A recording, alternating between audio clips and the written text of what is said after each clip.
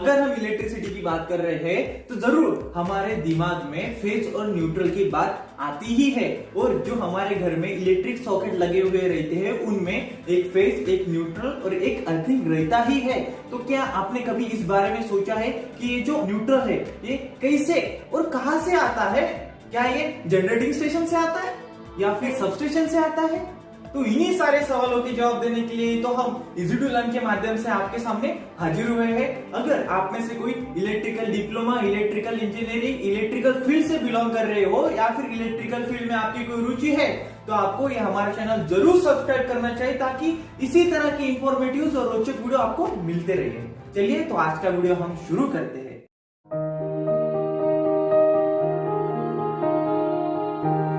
किसी भी single phase circuit को कंप्लीट करने के लिए हमें न्यूट्रल की जरूरत पड़ती ही है। और जब भी हम किसी लोड को सप्लाई देते हैं तो फेज के थ्रू करंट आता है और न्यूट्रल के थ्रू करंट रिटर्न हो जाता है। आप जो आपके घर में इलेक्ट्रिक सॉकेट को देखते हो तो उनमें एक फेज, एक न्यूट्रल और एक अर्थिंग रहता है और फेज और न्यूट्रल के बीच में ही हम लोड को कनेक्ट करते हैं।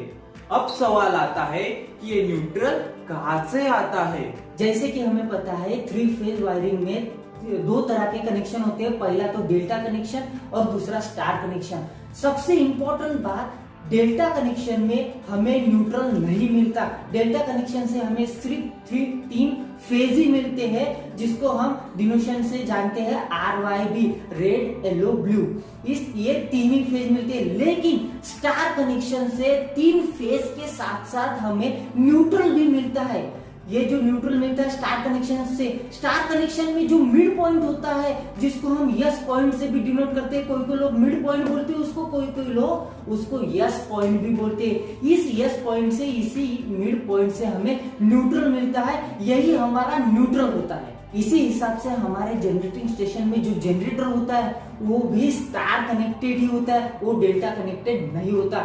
स्टार कनेक्टेड होने की वजह से वो 3 फेज जो होते हैं हमारे RYB, ये जो 3 फेज है, 3 फेज के साथ साथ वो न्यूट्रल भी कैरी करता है। ये जो जनरेटर ने जनरेट किया हुआ सप्लाई है वो हम स्टेप अप ट्रांसफार्मर को देते हैं जो कि जनरेटिंग एड में ही होता है, जनरेटिंग स्टेशन में ही होता है। जो ये step up transformer voltage level को बढ़ाता है और वहीं पे जनरेटिंग एड में न्यूट्रल को ग्राउंड किया जाता है। इसी वजह से हम ट्रांसमिशन लाइन में न्यूट्रल को कैरी नहीं करते हैं। अगर सोचिए ट्रांसमिशन लाइन में न्यूट्रल को कैरी करना पड़े तो क्या होगा? जितनी लंबी ट्रांसमिशन लाइन होगी उतने ही लंबे न्यूट्रल वायर हमें कैरी करना पड़ेगा। और ये न्यूट्रल वायर कैरी करने के लिए हमें इसको जो पोल या फिर हम टावर का इस्तेमाल करेंगे वो भी हमें मजबूत बनाना पड़ेगा। और इसके जो सेफ्टी इक्विपमेंट लगेंगे वो भी बढ़ाने पड़ेंगे, सेफ्टी इक्विपमेंट भी हमें बढ़ाने पड़ेंगे। इसीलिए वायर का कॉस्ट बढ़ जाएगा, पोल का या फिर टावर का कॉस्ट बढ़ जाएगा हमारा, और सेफ्टी इक्विपमेंट हम जो लगाने वाले हैं उसकी भी कॉस्ट बढ़ जाएगी। यानी कि ओवरऑल जो ट्रांसमिशन लाइन की कॉस्ट है वो हमारी बढ़ जाएगी।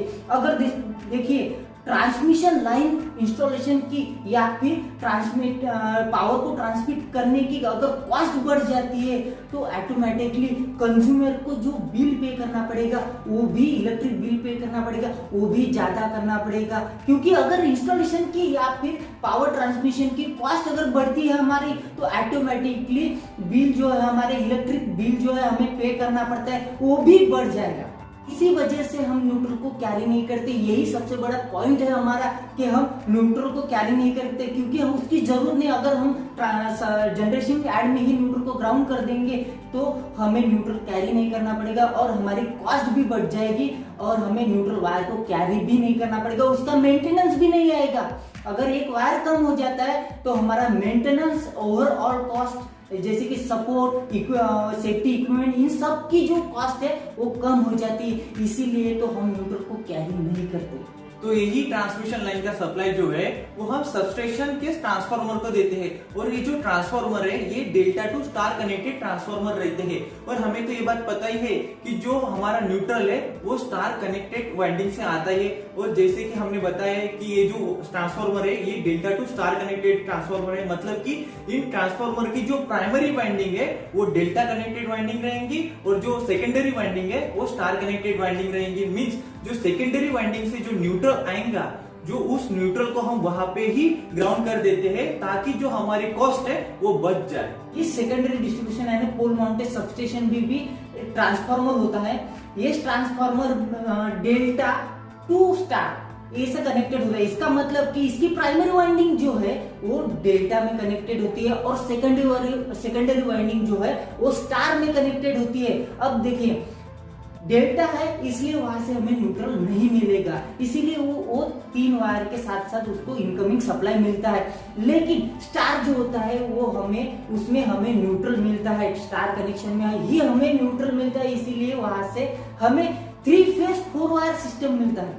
3 फेज 4 वायर सिस्टम यानी क्या, जो 3 फेज होते हैं उसको हम 3 फेज बोलेंगे, आर वाई भी 3 फेज मिलेंगे और एक वायर जो है वो न्यूट्रल का मिलेगा। इसका मतलब कि तीनों फेज के 3 वायर और एक न्यूट्रल का वायर, इसीलिए उसको हम 3 फेज 4 वायर सिस्टम बोलते हैं। और यही 3 फेज 4 वायर सिस्टम हमारे घर तक आता है न्यूट्रल के साथ। यही से सेकेंडरी डिस्ट्रीब्यूशन से ही हमारे घर तक न्यूट्रल कैरी होता है। और हाँ, ये यहाँ पे एक आपको बहुत सारी जगहों पे पूछे जाने वाला क्वेश्चन आपको मिल जाता है, जैसे कि इंटरव्यू में या फिर कोई भी वाइवा में। अगर आप स्टूडेंट हो तो आपको ये वाइवा में क्वेश्चन जरूर आ सकता है कि 3 फेज 4 वायर सिस्टम क्या है।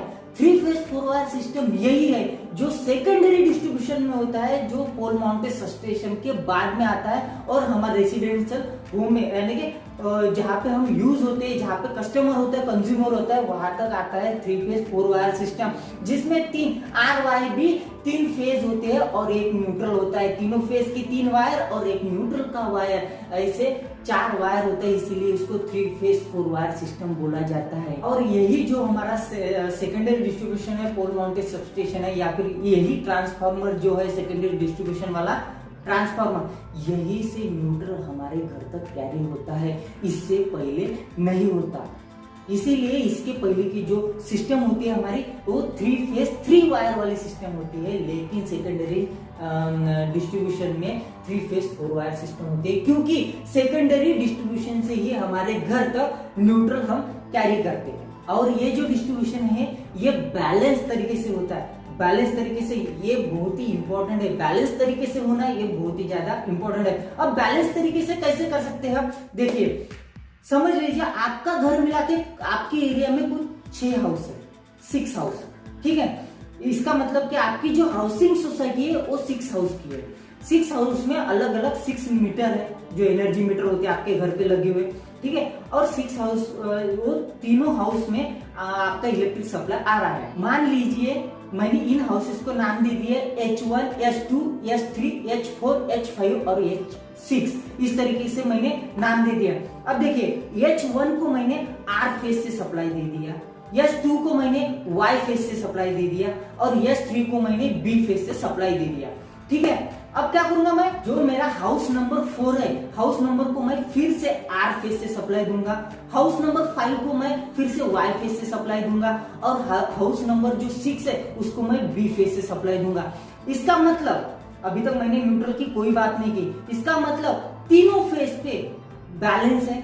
देखिए आप देख सकते हो तीनों फेज पे जो सप्लाई लोड है वो बैलेंस है। किस तरीके से, ईच एंड एवरी फेज पे दो हाउस है, दो हाउस कनेक्टेड है, यानी कि एक फेज से 2 हाउस को सप्लाई जा रहा है। इसका मतलब ईच एंड एवरी फेज, तीनों फेज बैलेंस है। अभी तक मैंने न्यूट्रल की बात नहीं की, अब बात करते हैं न्यूट्रल की। ये तो मैंने फेज डिस्ट्रीब्यूट कर दिया, अब बात करते हैं न्यूट्रल की।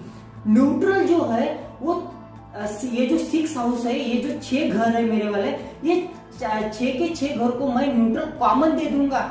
ये न्यूट्रल जो हमारा 3 फेज 4 वायर सिस्टम में से जो न्यूट्रल आ रहा है, ये तीनों घर को, ये जो 6 घर है, ये जो 6 घर है, इन 6 घर को न्यूट्रल कॉमन रहेगा। इसका मतलब कि इन सभी घरों को न्यूट्रल जो है वो एक ही रहेगा, कॉमन रहेगा। फेज तो डिस्ट्रीब्यूट हो गए, फेज तो बैलेंस हो गए, लेकिन न्यूट्रल कॉमन रहेगा। तो इस तरीके से हम बैलेंस इलेक्ट्रिक लोड कनेक्टेड करते हैं हमारे 3 फेज 4 वायर सिस्टम को, और इसी तरीके से 3 फेज 4 वायर सिस्टम से ही हमारे घर तक न्यूट्रल आ पहुंचता है। अगर ये इलेक्ट्रिकल का टॉपिक आपको अच्छा लगा हो तो आपको हमारा चैनल जरूर सब्सक्राइब करना चाहिए, ताकि इसी तरह की इंफॉर्मेटिव और रोचक वीडियो आपको मिलते रहे। धन्यवाद।